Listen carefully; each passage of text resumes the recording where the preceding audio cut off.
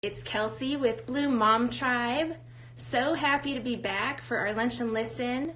In a few minutes, we're going to have Amanda McIntosh on with Take My Face Off. Isn't that the greatest name for a skincare brand? I can't wait to talk to Amanda. Let's see who all hops on here and joins us with their lunch or their latte for a little Lunch and Listen. In the meantime, hopefully you guys are checking out all of our new information about our Bloom Mom Tribe pop-up, going to 5 different cities before our big conference in May. So hey there, thanks for joining.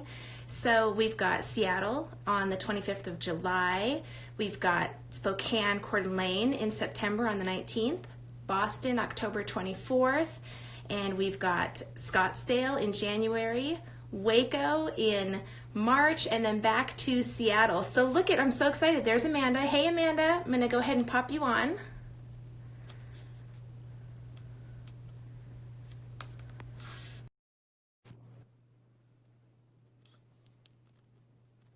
Give it just a second here. Not sure. Let's see where Amanda is. There's me. Well, Amanda, are you here? Okay, we're waiting for Take My Face Off. Amanda McIntosh. I know, I can't wait either. So excited for all of those spots. Oh goodness. She's okay, we're gonna try this one more time. She's waving. She may have accidentally declined. This happens, guys. I'm so happy. Hey! Hey, there we are. Oh my goodness. You can rock all the hair colors, can't you? Aren't you sweet? I think I'm going to do lavender next. Oh my gosh. Okay, I have to introduce you to a friend because you'll like her hair too. Oh, I'm so happy to have you on here. Hello, Thank you for Amanda. having me. Thank you so much for joining me. Can you hear me well? Perfect. Okay, great. So I am excited. I already kind of gave a little bit of a brief intro that you were the founder of Take My Face Off, but if you'll tell everybody, you know, who you are and kind of how you started, give us the story. Hey, Naomi. Naomi's on here. You'll like her too. Wonderful. Hey, Naomi.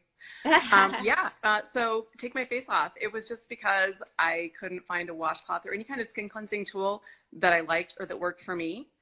After years of having the world's worst skin, I finally figured out that gentler was better for cleansing. And I was doing this great regime with like oils or cleansing balms. It depended. But they all required a washcloth.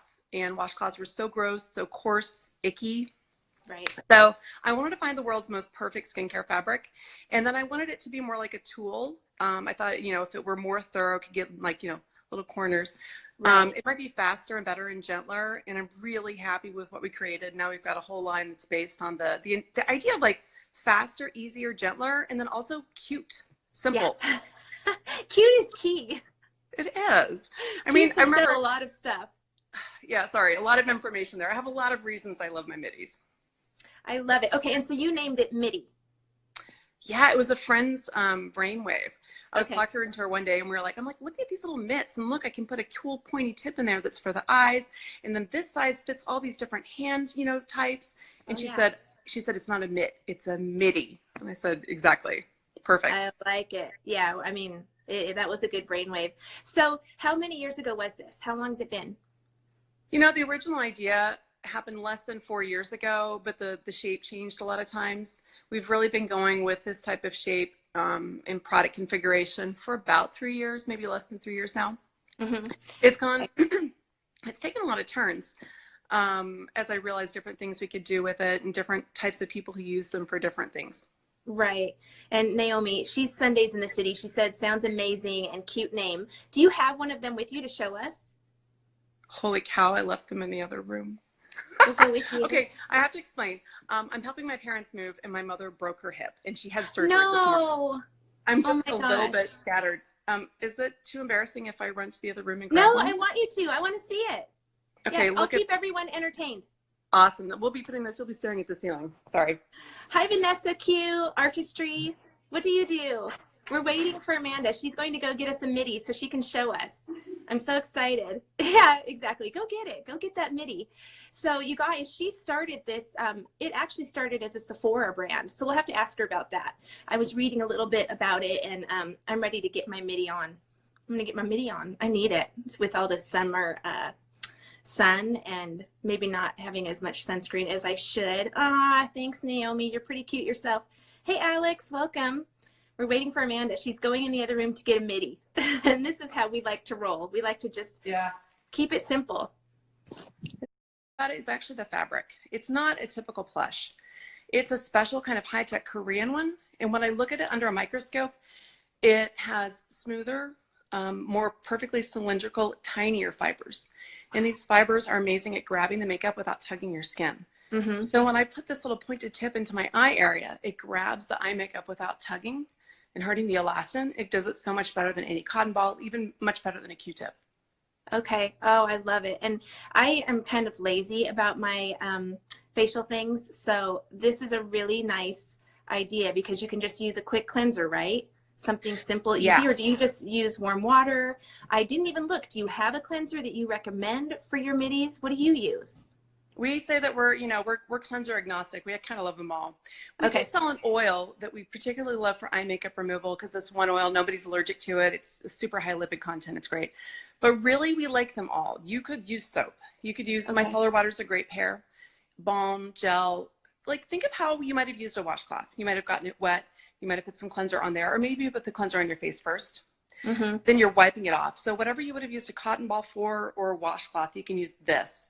You wind up using a lot less of your cleanser because this fabric is also actually really thin.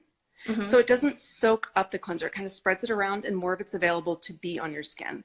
You use less and then you wind up using less water, which is pleasant, but it grabs so much more of the makeup and you're not splashing your hair. You're not getting water all over the place. You're not running the tap water the whole time. Mm-hmm. So I love it because it's simpler and it's faster and it's more thorough and it's more gentle.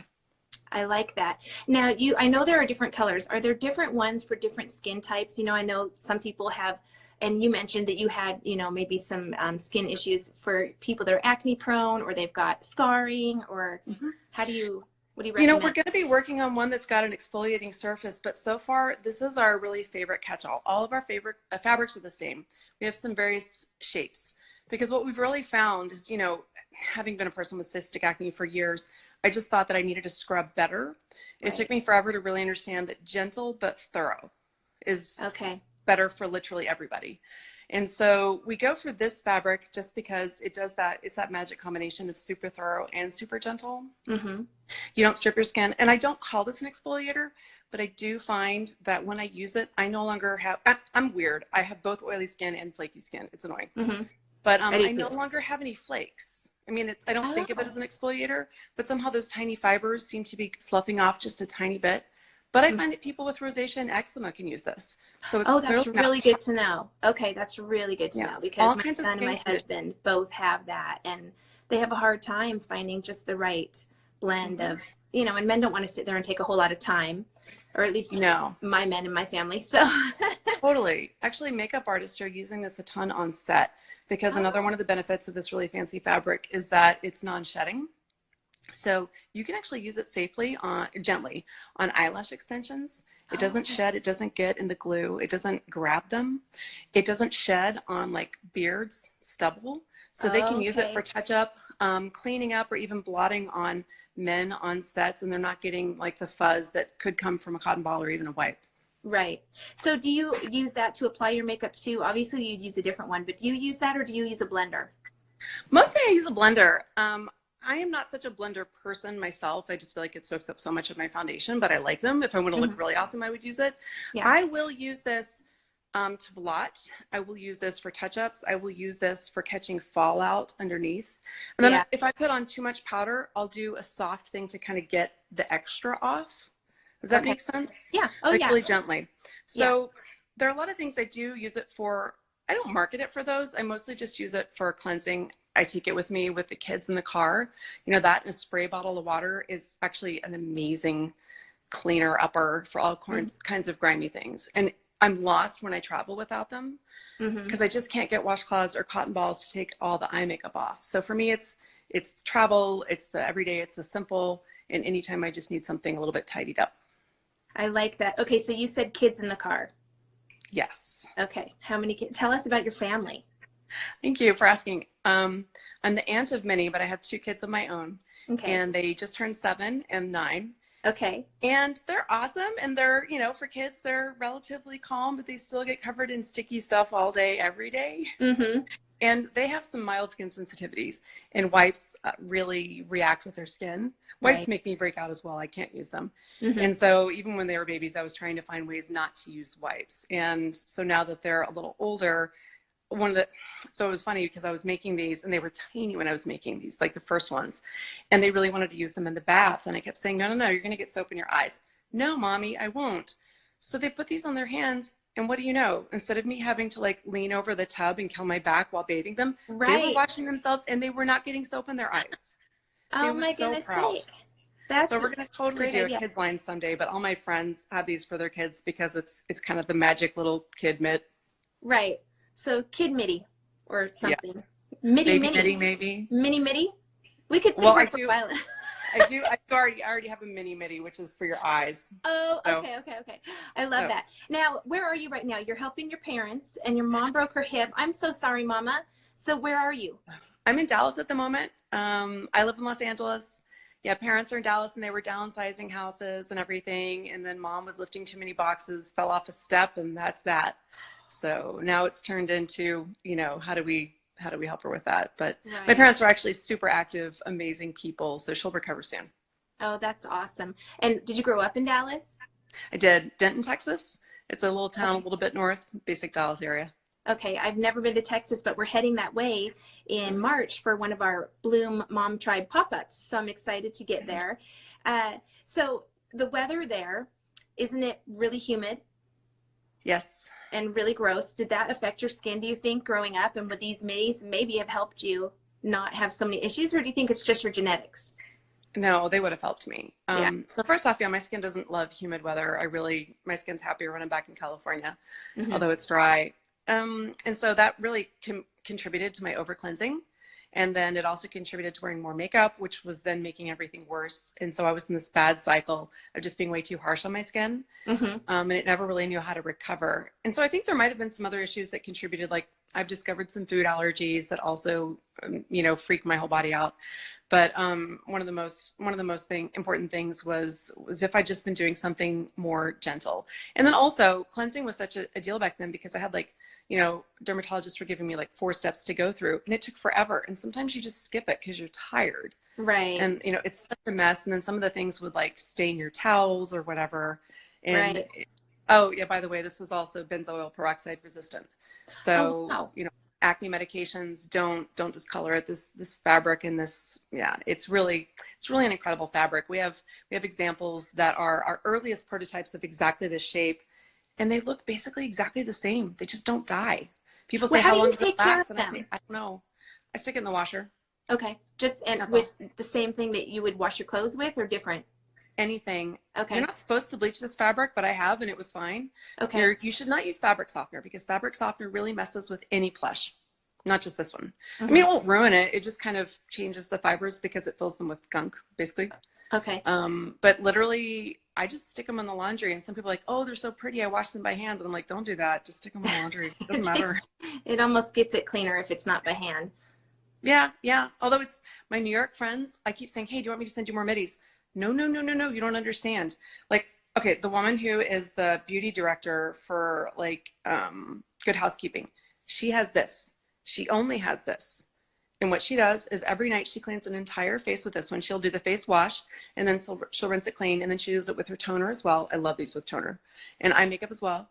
And then she washes it out of the sink, and then she hangs it to dry by that little detailer pouch. Right. Because the fabric actually breathes really well, so it dries well. And then she dries overnight. Dries overnight, even in humid New York. And then the next morning it's ready to use again. And she's like, I love not needing a whole, cabinet for washcloths or anything. She's like, this is perfect. Well, and to take that with you traveling, because I know I feel really guilty when if I forget cotton balls or something and I have to take off my mascara, and you end up with black mascara on these, beautiful crisp white towels at a nice hotel. I always feel horrible. So just one little midi would really help. Don't feel bad for the hotels. They're leaking the Jesus out of their towels. They're fun. That's, But I that's totally true. understand what you said. And if I were at a friend's house, I would feel the same way. Yeah, But yeah, yeah, same. we actually created this. The first one, this first tiny one was in black because people were so worried about their eye makeup staining it. But this material also, it's so each fiber is so strong and non-porous that it washes out beautifully. I can make them in white and they still look pretty good after a long time. But people were worried about the staining, so we just went ahead and made them black.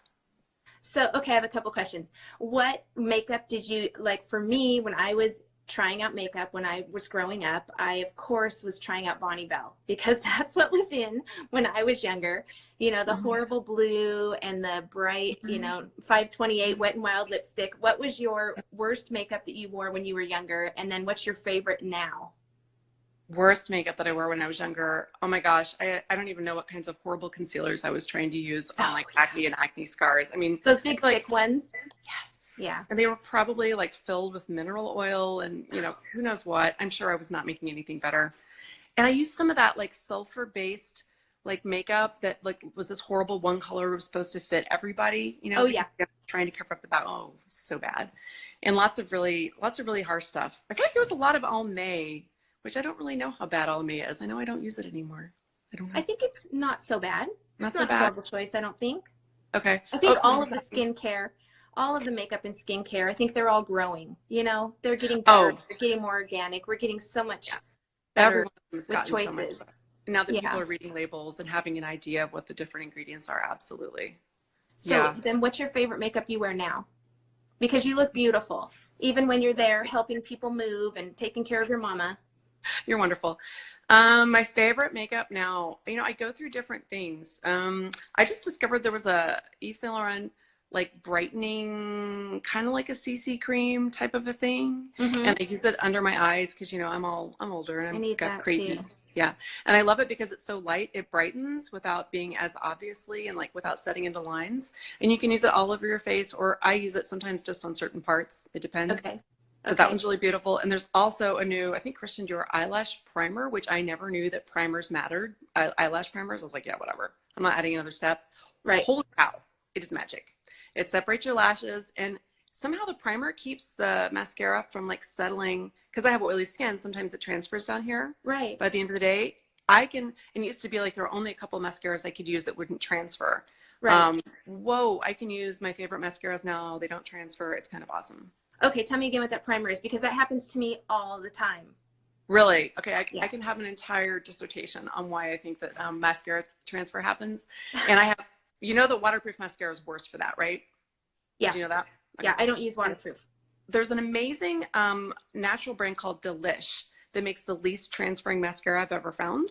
Delish. Okay. Yeah, and it separates, but it's not that thickening, it's not that lengthening, it's not that curling, but it's a nice basic.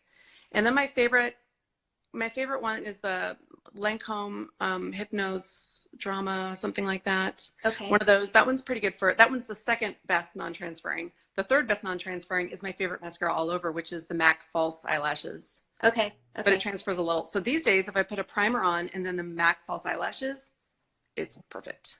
I mean, these like are forever. really good things to know for someone like me who's never been great at makeup. It's not my forte. So tell me again, what's the name of the primer?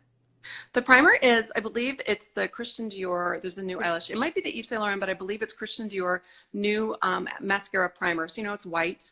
Okay. Yeah. Okay. Plain white. Oh, I'm excited. I like to use it, and I brush it through to make sure there aren't any clumps. Then you don't have. It says you have to let it dry. You don't really have to let it dry. And then you put the other stuff on top of it. It's fantastic. I'm so excited. Okay, I feel like you're a skin scientist. Did you grow up thinking that was going to be what you were? No, I was always kind of embarrassed that I loved makeup so much. And Yeah. I seriously loved it. But then I kind of needed it to cover up. I thought I needed it to cover up my whole face and everything. And then I wound up going into classical music, which is a very non-makeup-y kind of a field. And, I was this Texas girl who was wearing makeup and nobody else was. And so I kind of toned that down for a long time, and I went more granola. And then as I got older, I was like, I just like makeup. I don't care if nobody else around me is wearing it. And I really got back into it. And I think I might have been happier as a scientist rather than a musician, because I really love analyzing things. Mm-hmm. Like, I love the environmental science of why middies are greener than anything else I can find. I really get into this stuff. But that's just how my brain goes. But it's not what I do. I don't have any degree in it. Okay, I have so many questions. One is, you were from Texas. Did you have big hair? At different points, yes, I did. Okay, we all did. The 80s, you know. Perms, all the Yeah, things. yeah, the big spiral perms. Yeah. Okay, the next is you said you were a musician. I think that in your biography it says that your dad was a musician. So did you play together? Did the apple kind of not fall far from the tree and you just took after him? Does the whole family play? What's that? Let's see. I think my parents met in like seventh or eighth grade band a million years ago. They both played the clarinet, which is what I play. But my dad was a serious musician, but it was one of those sad situations where his family said, if you study music, we're going to disown you. You know, they're a very practical bunch of people. I think, Farmers or something? they're horse trainers and Okay, factory yeah, workers, lovely people who just didn't understand how you could make a living doing that. I mean, they're just trying to look out for him, but they right. didn't realize that there actually is a career path. So he did not go into that, and he went into pharmacy. And my parents were always incredibly supportive of anything artistic their kids did, and they put us in all the things Ooh, in music. you're frozen. And so music was obviously my deal. And then went to music school, musical husband, all that stuff. But I'm a very lucky person that way. That's really neat. You have so many talents you could fall back on. So I know I had one more question. Oh, okay. I saw that it started out as a Sephora brand, right? Yeah, the craziest thing happened to us first. That's cool. I like to kind of like, I'm a risk taker, kind of a little bit. And so like before we didn't even really have a website. I went to the big beauty trade show and like had a booth in the little like new company section. And I'm really glad I did things like that because it gave me a way to talk to hundreds and hundreds of people all at once and to see which parts of the brand they responded to, which parts they didn't care as much about as I did, what part they didn't understand. Like, you're like, what is about, how do I communicate this to you? So it was a great crash course. And one of the people who came by was a person who runs she runs the buying part of a private label company that makes makeup and devices for a lot of brands. And they work a lot with the Sephora collection. And so she said, oh my God, Sephora's going to love basically this. And so the Sephora buyer came by, and what we wound up doing was licensing the design to Sephora for the Sephora collection on the wall. And that was an amazing experience, and it was fantastic because I didn't have to personally pay to manufacture thousands of them, but I got a lot of the learnings that come from being in an amazing store like that without a lot of the costs and a lot of the risks. I was very lucky. Yeah, that does sound like it was really kind of a godsend. So where can people find them now? Right now, I think the most convenient place to find them is probably Amazon. Okay. We sell almost everything we make there. We're adding a few more things later. But then, of course, our website has it.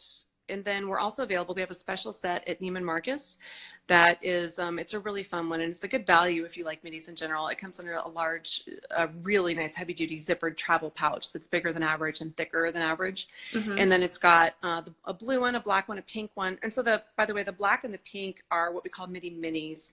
And we call it the cotton ball replacer. We call the blue one, which is a little bigger, kind of like a wipe replacer. The set also comes with a headband and I like that. That's Neiman Marcus. And then right now, I think the midi minis in pink are actually at Aerie in stores and online as well. Okay. And then we're at a lot of like beauty supply stores, but those are mostly in the LA area. So Amazon's the easiest.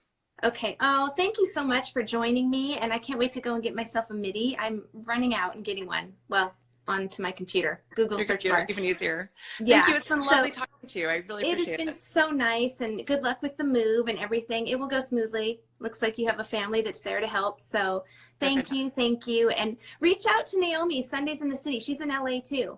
Okay. I would love to talk to her. Thank you for the recommendation. Yeah. Thank you so much, Amanda. Everybody have a great Friday. Thanks for tuning into our Lunch and Listen.